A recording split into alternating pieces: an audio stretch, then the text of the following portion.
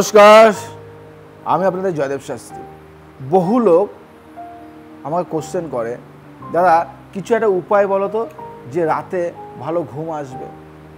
আমরা অনেক চেষ্টা করি, অনেক চিন্তা, অনেক টেনশন, অনেক ভাবনা থাকে, কিন্তু রাতে ঘুম আসে না। তুমি তো এত কিছু বলো, তো এমন একটা কিছু বলো তো যাতে রাতে একটু ভালো ঘুম আসে। তো আমি বললাম যে তোমার বাস্তু কেমন আছে, বাস্তু কি আছে। তারপরে আমি শুনলাম সব, বাস্তু ফটো নিলাম, বাস্তু দেখলাম, কিন্তু সেই বাস্তুর এমন কিছু টিপস আমি একটু দিয়ে জাস্ট ঘুরিয়ে ফিরিয়ে জিনিসগুলি মানে অদল বদল করে রেখে ওকে আমি বললাম এবার দেখো, 1 মাস পরে আমায় ফোন করবে। ও ঠিক 4 থেকে 5 দিন পরে আমায় ফোন করে বলে, দাদা অনেক অনেক ভালো আছি। যে মানুষটা আগে ঘুমোতে পারতো না, 3 থেকে 4 ঘন্টা ঘুমোতে গেলেই জেগে উঠতো, মনে হচ্ছে মাথায় কি একটা আওয়াজ। আবার এমন অনেক মানুষ আছে যারা 14 ঘন্টা 15 ঘন্টা ঘুমানোর পরেও মনে হয় যে ঘুম হয়নি, সে ঘুম আলসে ভাব থাকে। কেউ আছে গাড়ির মধ্যে যাচ্ছে ঘুমিয়ে পড়ছে, গাড়ির মধ্যে গিয়ে সে পিছনের সিটে বসে ঘুমিয়ে পড়ছে। বাড়িতে ঘুমিয়ে আসলো, ঘুমোলো, সে বাড়িতে গেল, ঘুমোলো এবং সারা রাত ঘুমিয়েছে একদম মানে উপরন্ত এত গভীর ঘুমে সে নাক ডাকছে, কিন্তু গাড়িতে আসার পর তার 2 থেকে 5 মিনিট বসার পরে তার ঘুমটা ভেঙে গেল। আজ আমি সেই বিষয় নিয়ে আলোচনা করব যে কি জিনিস করা যেতে পারে। রাতে ভালো ঘুম আসে না, সহজ এই বাস্তু টিপসগুলি তুমি করো, সুফল মিলবে।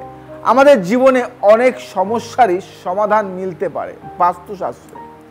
বাস্তু মতে অনেক কিছুরই সমাধান নির্দেশিত আছে।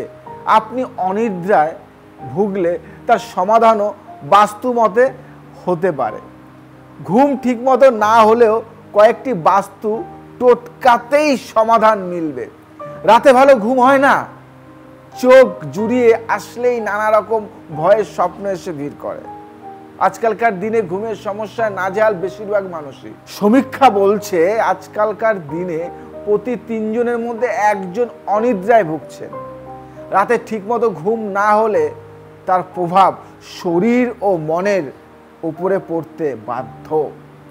ঘুম ভালো না হলে সারা দিন কোনো কাজে এনার্জি পাওয়া যায় না, হজমের সমস্যা দেখা দিতে পারে, মনোসংযোগের অভাব ঘটতে পারে, এমনকি রাতে ঠিকমতো ঘুম না হলে আপনার ওজনও বেড়ে যেতে পারে। তাই ঘুম না হওয়াকে মোটেও হালকাভাবে নেবেন না। 24 ঘন্টার মধ্যে অন্তত 8 ঘন্টা আমাদের ঘুমানোর প্রয়োজন, না হলে শারীরবৃত্তীয় নানা কাজে সমস্যা দেখা দিতে পারে। আসলে আমাদের মন যদি শান্তিতে না থাকে তাহলে সেই অশান্তির রেশ আমাদের ঘুমে এসে লাগবে। আর ঘুম যদি ঠিকমতো না হয় তাহলেও মনে শান্তি থাকবে না। ঘরে সামান্য কিছু বাস্তু পরিবর্তন করেই এই সমস্যার থেকে সমাধান কিন্তু সম্ভব। ঘুম ঠিকমতো না হলে বাস্তুমতে এর সমাধান মিলতে পারে। অনিদ্রার সমস্যার সমাধানের জন্য কয়েকটি বাস্তু টিপস রইল। আমি জয়দেব শাস্ত্রী আপনাদের জন্য আজকে এমন টিপস দেব, শুনতে থাকুন। আপনারা বেডরুমের উপরে যে কোনো জলের উৎস না থাকে, ছাদে যেখানে জলের ট্যাঙ্ক বসানো তার নিচেই বেডরুম না থাকাই ভালো। একান্ত ট্যাঙ্ক সরানো না গেলে ফলস সিলিং করে নিতে পারেন। শোয়ার ঘরে টিভি আর কম্পিউটার ভুলেও রাখবেন না। শোয়ার ঘরে যত বেশি গ্যাজেট থাকবে তত ঘুমের সমস্যা দেখা দেবে। ঘুমের সময় মাথার সামনেই যেন খোলা জানলা না থাকে। ঘুমের সময় খোলা জানলা আপনার ঘুমে ব্যাঘাত ঘটাতে পারে। যারা ভয়ের স্বপ্ন দেখেন তারা বিশেষত জানলা খোলা রেখে শোবেন না। জানলা খোলা রেখে শুলে আপনার জীবনে নিয়ে আসবে কিন্তু ঘুমের একদম নেগেটিভ ভাইব। মানে ঘুমোতে দেবেই না।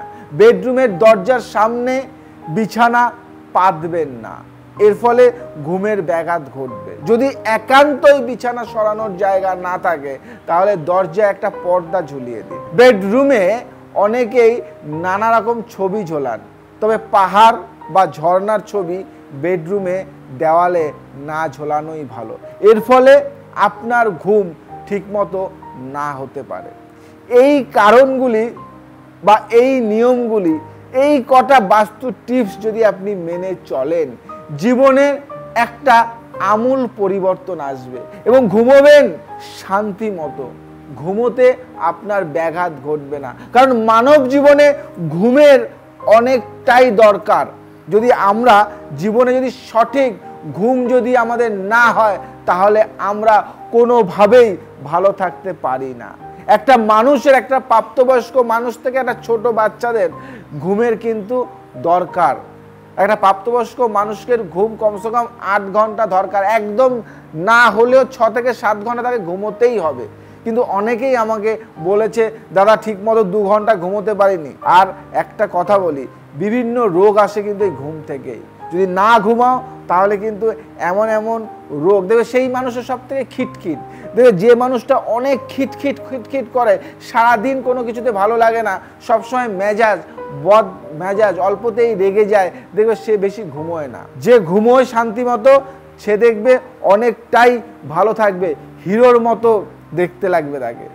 সে যদি ঘুমোয় বয়সকালেও তাকে সৌন্দর্য দেখাবে, কিন্তু যদি না ঘুমোয় দেখবে অল্প বয়সেই কিন্তু সে বয়স্কদের মতো হয়ে যাবে। তাই এই নিয়মগুলি মেনে চলো, দুর্দান্ত রেজাল্ট। আর যদি তোমাদের ভালো লেগে থাকে, যদি মনে হয় যে আমার এই অনুষ্ঠান তোমাদের কিছুটাও পরামর্শ দিয়েছে বা কিছুটাও সুফল নিয়ে এসছে, তাহলে লাইক করো, কমেন্টস করো, শেয়ার করো এবং বন্ধুদের মধ্যে ছড়িয়ে দাও।